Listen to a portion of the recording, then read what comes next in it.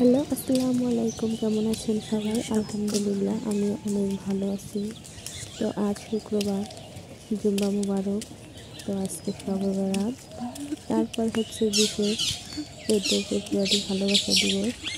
তো আজকে ভালোবাসা সব কিছু বাদ দিয়ে আজকে নামাজ নিয়ে থাকতে হবে আমাদেরকে। তো সকাল সকালে চলে যাচ্ছি গরুর মাংস কেনার জন্য, যেহেতু আজকে সবারাত।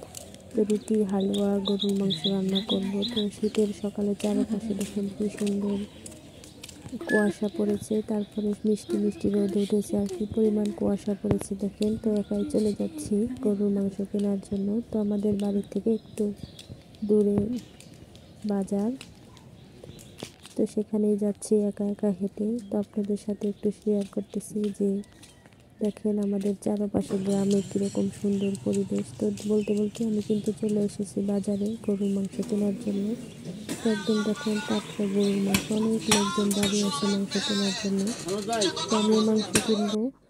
তো মাংস অলরেডি আমার কেনাও হয়ে গেছে। তো এক হাত দিয়ে মোবাইল আর এক হাত দিয়ে ভিডিও। তো দেখেন কত সুন্দর লাল লাল টকটকা মাংস।